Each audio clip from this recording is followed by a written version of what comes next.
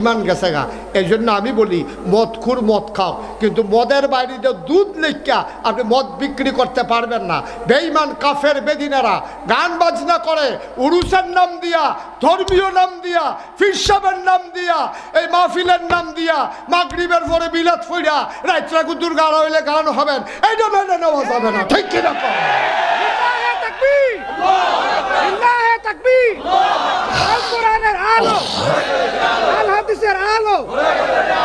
সবাই কোনা আমি আমার কথা কি বুঝছেন?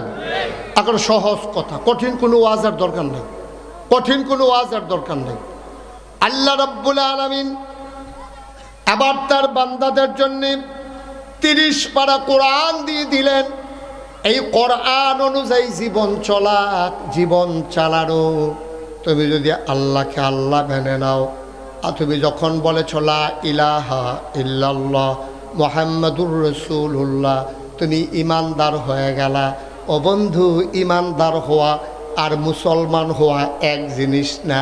ইমান আনা সহজ, কলমা পড়েছ, আর মুসলমান হইতে হইলে আল্লাহর দেওয়া বিধান আর নবীর তরিকা অনুযায়ী গোটা জিন্দেগিটা পরিচালনা করতে হবে। ঠিক কিনা?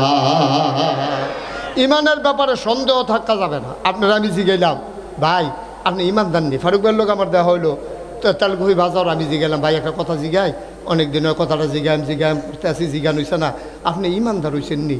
উনি কইছে চেষ্টা করতেছি তো, ওইছি নি জানি কি হইব ইনশাআল্লাহ। না, একটাও কথা ঠিক হয় নাই। বলতে হবে অবশ্যই আমি ইমানদার। ঠিক কিনা কম? একেবারে নিকৃষ্ট কুলি মুজুর মেতর হুজুর যে মনে ধরেছে, কিন্তু ইমানের ব্যাপারে সন্দেহ করা যাবে না। আপনি যদি কোন ইনশাল্লাহ ইমানদার, এটাও শরীয়তে অ্যালাউ না, নট অ্যালাউ। আপনি বলতে হবে অবশ্যই আমি ইমানদার। এরপরে আমল লইয়া কথা আছে, আমল ভেরি করে, কারো কম হয় কারো বেশি হয়। কেউ তাহাজ্জুদ পড়ে, কেউ পড়ে না, কেউ ফরজ পড়ে, কেউ সুন্নত পড়ে না, কেউ আজিব তরক করে, কেউ একবারে পাঞ্জাবি পরে, লুঙ্গি পরে, পাজামা পরে, সব মিল্লা সুন্দরভাবে আবাদত বন্দিগি করে। আমল ভেরি করে, কম বেশি হয়। সবার আমল একরকম না। এখানে যতজন মানুষ আছি আমরা, একজনের আমলের লগে আরেকজনের আমল মিলত না। 5 ওয়াক্ত নামাজের বাইরে আরও আমল আছে, আরও আমলের পরে আরও আমল আছে। পরে হেজ গাড়ির কোনো শেষ নাই। একটা হলো জায়েজ, আরেকটা হলো তাকওয়া। জায়েজটা জায়েজের ভিতরে, আর তাকওয়ার কোনো সীমা নাই। এটা আপনারটা আপনার ব্যাপার। আপনি সারা রাত ধারাই থাকতে হবে, এটা কোনো মাসালা নাই। কিন্তু আপনি যদি মনে করেন জীবনে অনেক ঘুমাইছি, আমারে আমি শাস্তি দিতেছি, আল্লাহ ও আমি জীবনে অনেক ঘুমাইছি, আজ যা রাত্রা সারা রাত দাঁড়াই থাক, এটা কোনো মাসালা নাই। এটা হলো তাকওয়া, এটা পরহেজগারি, আপনার ওন ডিসিশন, এটা আপনার সিদ্ধান্ত। ঠিক কিনা বলেন? আপনি আপনার শাস্তি দিবেন, এটা আপনার ব্যাপার। আপনি কেমনে শাস্তি দিবেন এটা আপনি না জানেন, আমি কেমনে কয়া? আপনার শাস্তি আপনি কেমনে দিবেন এটা আমি জানি না।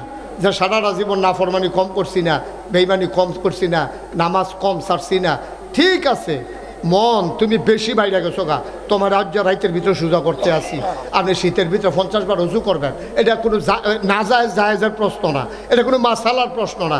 আপনি আপনাকে সংশোধন করছেন, সংশোধন করতে গিয়া আপনি প্রস্তুত করছেন। মুসলমান মন দিয়ে শোনো, আবার পাওয়া গেল কলমা আনার পরে আকিমুসসালাত, তোমরা নামাজ কায়েম করো। বুঝলাম আমি মুসলমান হয়ে গেলাম, আমি নামাজও আদায় করলাম, এবার আমি কি করব? আমার আল্লাহ ডাক দেয়া কয় ওয়াতুজ যাকাত, তোমরা যাকাত দিয়ে দাও। আমি যাকাতও দিয়ে দিলাম, এবার কি করব? আল্লাহ কয় ইয়া আইয়ুহাল্লাযীনা আমানু কুতিবা আলাইকুমুস সিয়াম কামা কুতিবা আলাল্লাযীনা মিন ক্বাবলিকুম লাআল্লাকুম তাত্তাকুন। তুমি ঈমান এনেছো, নামাজ পড়েছো, যাকাত দিয়েছো, এবার তুমি 1 মাস রোজা রেখে ফেলো। রাখলাম রোজা, এবার কি করব? আল্লাহ কয় ওয়ালিল্লাহি আলান নাসি হিজ্জুল বাইতি মান ইসতাতা ইলাইহি সাবিল, যাদের সামর্থ্য আছে তোমরা হজ করে ফেলো। বলেন সুবহানাল্লাহ। ধারাবাহিকভাবে একটার পর একটা আপনি করা। এখন সিদ্ধান্ত নেন, আপনি কি সবগুলো করছেন? আপনারটা আপনি হিসাব মিলান, আমি জানি না। আপনি আপনারটা হিসাব মিলান। বুঝলাম এই ফরজগুলো আমরা আদায় করব, কোন কাজ থেকে বেঁচে থাকা দরকার আল্লাহ এটাও একটু বলে দেন।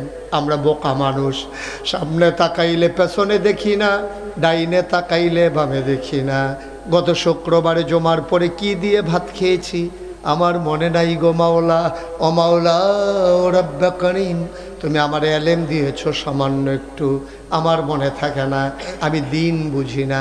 এবার বলে দাও কি কি করা লাগবে, এটা যেমন বলে দিয়েছো, কি করা যাবে না এইটা আমার একটু জানাই দাও। আল্লাহ তাবারক ওয়া তাআলা দুনিয়ার ভিতর একজন দামি মানুষ পাঠিয়েছেন, জ্ঞানী মানুষ পাঠিয়েছেন। মানুষটার নাম হইল লোকমান। বলেন সুবহানাল্লাহ। কি মান? কথা কনা কি মান? ওই যে দেখো লোকমান, এই ইন্না লিল্লাহি ওয়া ইন্না ইলাইহি কি নাম? লোকমান। লোকমান আলাইহিস সালাম। এই লোকমান কি নবী ছিলেন নাকি ওলি ছিলেন? এটা নিয়ে ওলামায়ে কেরাম দ্বিমত পোষণ করেছেন। জমহুর ওলামায়ে কেরামের মতে, অধিকাংশ আলেম ওলামার মতে লোকমান নবী ছিলেন না, তিনি আল্লাহর ওলি ছিলেন। সুবহানাল্লাহ বলবেন না? এই লোকমানকে আল্লাহ এত জ্ঞান দিয়েছেন, আলাদা করে লোকমানকে জ্ঞান দিয়েছেন। একদিন আল্লাহ ডাক দেয়া কয়, লোকমান ও লোকমান, আমার কাছে দুইটা দামি জিনিস আছে, তুমি কোনটা নেবা? লোকমান কয়, মাওলা আপনি তো এখনো বলেনি নাই কি দুইটা দামি জিনিস। একটার নাম নবুয়ত আর একটার নাম হিকমত, তুমি কোনটা নেবা? লোকমান কয়, বুঝে বলবো। লোকমান বুঝে শুনে কয়, আল্লাহ আমি নবী হতে চাই না, আমার নবী হওয়ার দরকার নাই। এর আগে যারা নবী হয়েছেন তাদের হুঁশ নাই গো মাওলা, জবাব দিতে হবে কিয়ামতের ময়দানে। উম্মত কেন পথহারা হয়ে গেল? কেন পথহারা হয়ে গেল উম্মত? জবাব দিতে গিয়ে আটকে যাবে। আমি বোকা মানুষ, আমারে সেই নবুয়তের দরজা দিয়েন না, দিতে যদি মন চায় আমার একটু হিকমত দিয়ে দেন, বুদ্ধি দিয়ে দেন। আল্লাহ কয়, যাও দিলাম। লোকমান কয়, পাইলাম। এবার সাধারণ মানুষ কয়, এই লোকমান যেমন তেমন লোকমান না, এই লোকমান হয়ে গেছে লোকমান হাকিম। বলেন সুবহানাল্লাহ। ভাইয়া আপনি একটু ফিক্সড করে দেন, এদিকে এদিকে ফিক্সড করেন, আপনি ফিক্সড করেন, তাড়াতাড়ি করেন। কে বলছে আপনার এই বুদ্ধি? কে দিছে? মাহফিলটারে দিছেন শেষ করে। এই যতক্ষণ মাহফিল চলে একবারও আর ঘুরাবেন না, ওকে আপনি সরেন। এই বুদ্ধি দিছে কারা? এটা ঘুরা, এবার পুরাটা মাহফিল ঘুরাইলেইছে, এখন মাথা ঘুরাইতেছে সকলের। আমিন কন, জোরে কন।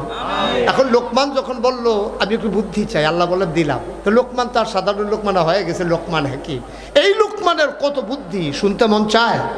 কথাখানা শুনতে মন চায়? লোকমান যেই কথাগুলো বলেছেন আল্লাহর কাছে এই কথাগুলো এত পছন্দ হয়েছে, আল্লাহ তাবারক ওয়া তাআলা কোরআনুল কারীমে লোকমানের কথাগুলো সবগুলো ইনক্লুড করে, একসাথে করে সূরা নাবি রেখে দিলেন সূরা লোকমান। সুবহানাল্লাহ বলবেন না? সবগুলো লোকমানের কথা আল্লাহর মুখ দিয়া, আল্লাহর কোরআনে তিনি প্রকাশ করে দিয়েছেন কথাগুলো লোকমানের। এই লোকমান একদিন ডাক দিয়া কয়, ইয়া বুনাইয়া, ও আমার আদরের সন্তান, ও আমার কলিজার টুকরা, লা তুশরিক বিল্লাহ, সাবধান সাবধান, তুমি কিন্তু আল্লাহর সাথে কাউকে শরিক করবা না। তাইলে আমরা ওই দিক দিয়া পাইলাম কি করা যাবে, আর এখানে পেয়ে গেলাম কি করা যাবে না। করা যাবে নার ভিতরে এক নাম্বার করা যাবে না, এটা হলো আল্লাহর সাথে শিরিক করা। ঠিক কিনা? আল্লাহর সাথে কাউকে অংশ দেওয়া যাবে না। ভালোর মালিক কে? আল্লাহ। সবাই জোরে বলেন, ভালোর মালিক কে? আল্লাহ। খারাপের মালিক কে? আল্লাহ। রিজিকের মালিক আল্লাহ, হায়াতের মালিক আল্লাহ, মৌতের মালিক আল্লাহ, সব কিছুর মালিক আমার। যা কিছু, আমার সকাল, আমার সন্ধ্যা, আমার জীবন, আমার মরণ, সব কিছুর মালিক হলেন আমার আল্লাহ। আমার ঘুম থেকে ওঠা, আমার ঘুমাইতে যাওয়া, আমার 24 ঘন্টা, আমার সপ্তাহের 7 দিন, আমার মাসের 30 দিন, আমার 12 মাসের 1 বছর, আমার 70 বছরের জিন্দেগি, সবটাই আল্লাহর। এটা আল্লাহ নিয়ন্ত্রণ করেন, আল্লাহ পরিচালনা করেন। আল্লাহর দেখানো পথের বাইরে যাওয়ার বান্দার কোনো সুযোগ নাই। এই জন্য আল্লাহ বলছেন, ওদখুলু ফিস-সিলমি কাফা, বান্দারে, ও করুণাপুরের বান্দারা, ফকির বাজারের বান্দারা, ইলাসপুর তেলকুপির বান্দারা, শুনো শুনো শুনো, তোমাদেরকে বলি, বিধান যদি মানতেই হয় মানবা আল্লাহর, এবং মানতেই যদি হয় মানবা পরিপূর্ণভাবে। আফাতুমিনুনা বিবাযিল কিতাব ওয়া তাকফুরুনা বিবায, তোমরা কিছু কোরআনের অংশ, কিছু অংশ মানবা, কিছু অংশ মানবা না, তা হবে না, কোনোভাবেই তা সম্ভব না। মানতে হলে পুরোপুরি মানবা। মনে রাখবা, আল্লাহর বিধান অনুযায়ী তুমি চললেই তুমি মুমিন হবা। মনে রাখবা, তোমার মন মতো ইসলাম হবে না, ইসলামের মন মতো তোমাকে হইতে হবে, ঠিক কিনা? তোমার মন মতো চলার কোনো সুযোগ নেই। আমি পীর সাহেব আমার মন মতো চলতে পারবো না, উনি সহকারী অধ্যাপক, ওনার মন মতো চলতে পারবে না, ইমাম ইমামের মন মতো চলবে না, নেতা নেতার মন মতো চলবে না, প্রধানমন্ত্রী প্রধানমন্ত্রীর মন মতো চলবে না, রাষ্ট্রপতি রাষ্ট্রপতির মন মতো চলবে না। যদি তুমি ইমানদার পরিচয় দাও, বিধান মানবা কেবলমাত্র, শুধুমাত্র, একমাত্র আমার আল্লাহ রাব্বুল আলামিনের, ঠিক কিনা? আরো সহজ করে বুঝাইয়া বলি, হ্যাঁ, আজকে আমাদের সামনে মাগরিবের নামাজ। তা আমরা যদি মনে করি আজকে মাশাআল্লাহ আয়োজনটাও ভালো, সব সময় তো সময় পাই না, আজকে একটা কাজ করি, মাগরিবের নামাজ তো 3 রাকাত, চলেন সবাই মিলে, সময় আছে, মাহফিলে একসাথে হইছি, আমরা আজকে মাগরিবের নামাজ 4 রাকাত পড়ে ফেলবো। ভালো তো, বেশি করলেই ভালো। আমরা তো চায়ের স্টলে বইয়া বইয়া আমরা তারা ফতুয়া দেয়, যত গুড় তত মিষ্টি। তা এবার আজ চলন মাগরিবের নামাজ ইনশাল্লাহ আমরা 4 রাকাত করে পড়াম সবাই। ফরজটা আর অন্যরা যা করেন কইলেন, ফরজটার কথা কইতে আসি আর কি। মানেন কেউ কথা না? মানে এটার নামে তো আল্লাহর বিধান, এটার নামে তো আল্লাহর বিধান। আপনি তো আল্লাহর বিধানের বাইরে মাগরিবের নামাজ 4 রাকাত পড়েন না, তো এখন ফতুয়া দেন নাকি যত গুড় তত মিষ্টি, 3 রাকাতের জায়গায় 4 রাকাত হলে ভালো হয় না? তো আপনি তো কেউ রাজি হন না, তো এইটার বেলা কেউ রাজি হন না। ইসলামে তো আরও জিনিস আছে, হারাম দুহুদা, যে আল্লাহর সাথে কাউকে অংশ দেওয়া যাবে না, এটা যেমন কবিরা গুনাহ, এটা যেমন হারাম, সে যেমন মুশরিক হয়ে যাবে।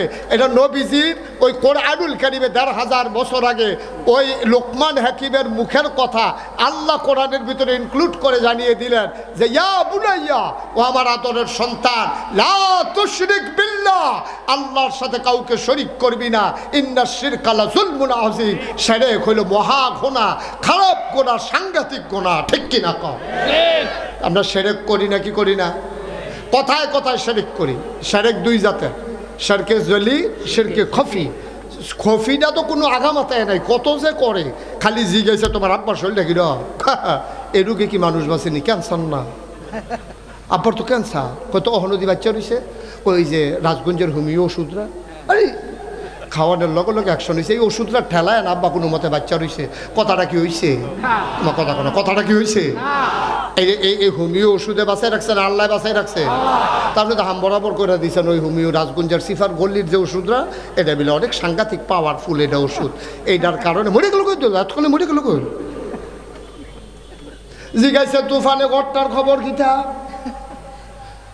আমরা বাড়ি উত্তর দিয়া তো আর বাড়িঘর নাই, তুফানটা আইসে তো উত্তর ফেলতে, যেই একটা জুহি দিছি, ঘরটা তো থাকার কথা না, কয় রইছে কেমনে?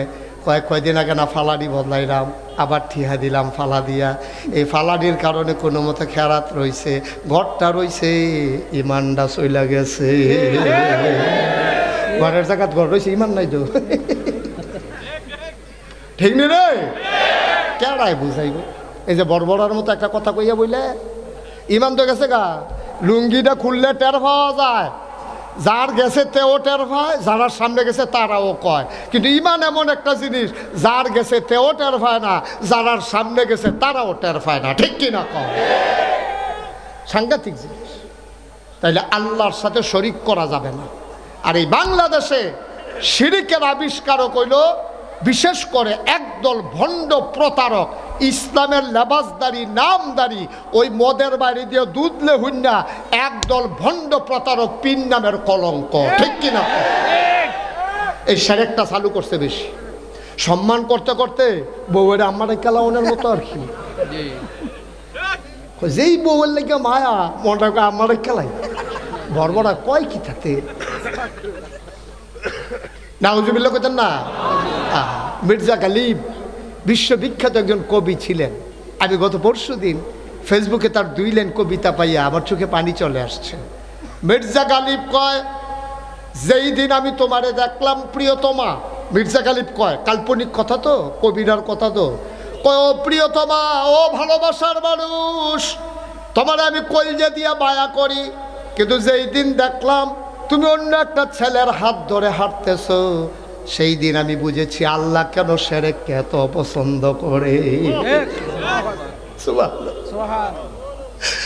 তুমি আরেকটা লোকের হাত ধরে হাঁটো, আমার প্রিয় মানুষটা যখন আরেকজনের হাত ধরে হাঁটে, আমার যদি এমন লাগে যে আল্লাহ আমার মানুষ বানাইলো, যে আল্লাহ আমার জন্য আকাশ সাজাইলো খুঁটি ছাড়া, যে আল্লাহ জমিন দিল সমতল করে, পাহাড় বানাইলো পেরেকের মাথা করে, যে আল্লাহ দিল কুলু কুলু হয়ে যাওয়া নদী, নদীর ভিতরে পানি, পানির ভিতরে মাছ, নদীর কিনারে গাছ, গাছের ভিতরে ফুল, ফুলের পরে ফল, নারিকেল গাছের মাথায় ডাব, ডাবের ভিতরে শরবত, আখের ভিতরে রস, সব যে আল্লাহ দিল, আমার প্রিয়তমা যদি আরেকজনের আঙ্গুলে ধরে হাঁটে, আমার যদি এমন লাগে যে আল্লাহ আমারে শিয়াল বানাইলো না, যে আল্লাহ আমারে কুকুর বানাইলো না, মায়া করে মানুষ বানাইলো, এই মানুষ যখন মাজারে সাজদা দেয় আল্লাহর কলিজা ফাইটা যায়, ঠিক কিনা?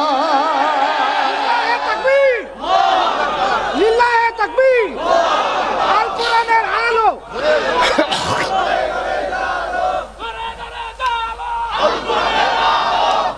বন্ধুরা আমার, ভাইরা আমার, গভীর মনোযোগ, আমি তোমাদের শত্রু না, আমি তোমাদের মানুষ, তোমরা আমার মানুষ। এমন বুঝাইয়া বুঝাইয়া কেউ বলবে না রে আব্বা তোমরা জাহান্নামে গেলে আমার কোনো লাভ নাই, তোমরা জাহান্নামে গেলে আমার কোনো লাভ নাই। দয়া করে আবাদত কম কইরো, প্রয়োজনে আবাদত কম কইরো, কিন্তু আল্লাহর সাথে কাউকে অংশ দেওয়া যাবে না, ঠিক কিনা? আপনি খুব বেশি পারেন না, দ্যাটস ওকে ফাইন, আপনি খুব বেশি পারেন না, ওনার বয়স হয়ে গেছে, সারা জীবন নফল পড়ছে, তাহাজ্জুদ পড়ছে, আওয়াবিন আশরাক পড়ছে, ওহনার এত পারে না, আগের মতো দুর্বল হয়ে গেছে শরীর, দাঁড়াই থাকলে মাথা ঘুরে পড়ে যায়। আমি বলি আব্বা, ও আব্বা, সারা জীবন আপনি আমল করছেন, এখন প্রয়োজনে নফল পারেন না, করলেন না, করলে সওয়াব, না করলে গোনা নাই, আল্লাহ দিকে ফিরেও তাকাবে না। কিন্তু সাবধান সাবধান, এই বুড়া বয়সও আপনি আল্লাহর সাথে কাউকে অংশ দেবেন না, ঠিক কিনা? কথায় কথায়, কাজে, আচরণে, ব্যবহারে, বিশ্বাসে কোনোভাবেই আল্লাহর সাথে কাউকে অংশ দেওয়া যাবে না, কথা করা যাবে না। এটা হলো মূল কথা। সারা জীবন আপনি মনে করেন নফল নামাজ পড়ছেন, আচ্ছা ও আমি যদি অহন কই যে ফাগড়ি বান্ধন সুন্নত, আপনারা সবাই জীবনে একবার হইলেও ফাগড়ি বান্ধেন, মনে করেন কইলাম, এতে এই আন্দাজটার লাগিয়া বোঝা রয়েছে, ফাগড়িটা বান্ধা যেতাম ফেললাম না রে, খালি ফরের লাগিয়া আন্দাজটা হইলেই দেখবি কারবারটা করাইলা, যেই মাত্র আন্দাই রয়েছে তা আলগাত গিয়া সেটা লুঙ্গিটা খুললা টান দিয়া সেটা মাথার ফাগড়ি বেঁধা লইছে। এবার আপনারা বিবেকে কি কয়, তে লুঙ্গি খুললা ফাগড়ি বন্ধনের কথা সুন্নত কইসলা নাকি ফরজ ঠিক রেখা এরপরে সুন্নত?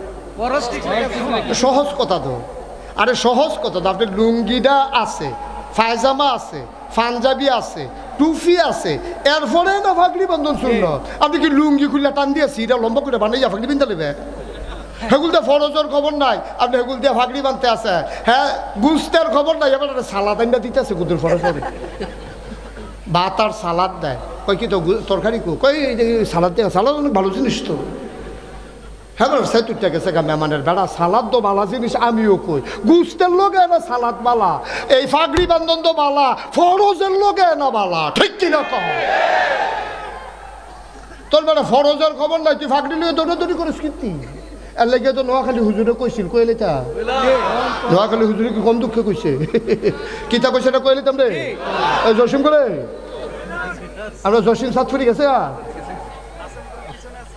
আরো কত ছাত্র আছে, আমিন বলো, এইয়া নোয়াখালী হুজুরে কি দেখছে ফারুক ভাই কি কইলে তা কই না ইয়ালাই না না সারা ওরা লাগাই দিয়েছে কেন দিবি আল্লাহ মার হাবা কয় না রে নোয়াখালীর হুজুরে কইছে ও যত শূন্যতে করেন আরে যত নফলে করেন ফরজের কাছেও যাইতেন পারতেন না।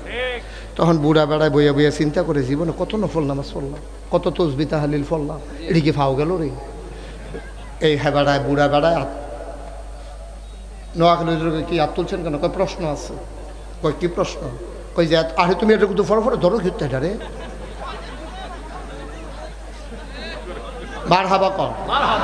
তো কইছে যে ইয়া আবদুল্লাহ কয় হুজুর কথা আছে। কি কথা? হুজুর এই যে নফল নামাজ পড়লাম, আবাদত বন্দেগী করলাম, ফরজের বাইরেও তো কত টান করলাম, এটি কি সব ফাও গেছে? আপনি কিন্তু কইয়া দেন তৈলে, যেহেতু কইছেন নফলে কোনো মাল কারাইতো না, ফরজের কাছেও যাইতো না, আপনি কিন্তু এটা বুদ্ধি করে কইয়া দেনছেন হুজুর কয়টা নফল মিলাইলে একটা ফরজ হইব। হুজুরে কই জীবনে এই প্রশ্ন কেউ করছে না। ওয়াজ করতে করতে কয়দিন পরে মইরা জিজ্ঞা মেরে কি তারে জিজ্ঞাইল হতে হুজুর কয়ে জীবনে এত কিতাব পড়লাম কয়টা নফল মিলাইলে একটা ফরজ হয়, এটা তখনও বার করতাম পারছি না। ধুম বেড়া কতক্ষণ থেকে কয় কি টানা জিজ্ঞাইছিলেন? কয়না জিজ্ঞাইছিলাম আর কি কয়টা নফল মিলাইলে একটা ফরজ হয়। হুজুর আইস দেয়া কয় যতটা সুবারি গাছ মিলাইলে একটা নাইটফুল গাছ হয়।